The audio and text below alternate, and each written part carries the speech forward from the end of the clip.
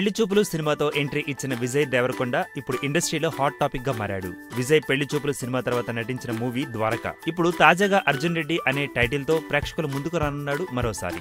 ఈ సినిమాకు సందీప్ రెడ్డి వంగ దర్శకత్వం వహిస్తున్నారు. నిర్మాత వంగ ప్రణయ్ రెడ్డి. విజయ్ దేవరకొండ సరసన శాలిని పాండే నటిస్తుండగా నాటితరం నటి కాంచన ఇందులో ఒక కీలక పాత్రలో నటిస్తున్నారు.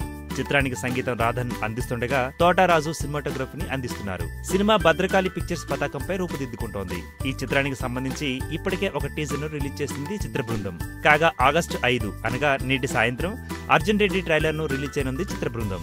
పెళ్లి చూపులు చిత్రంతో మంచి పేరు తెచ్చుకున్న విజయ్ అర్జున్ రెడ్డిగా ఇంకెంత మంచి పేరును సంపాదించుకుంటాడో వేచి చూడాలి. ఈ వీడియో గనుక మీకు నచ్చినట్టయితే లైక్ చేయండి, షేర్ చేయండి, సబ్స్క్రైబ్ చేసుకోండి.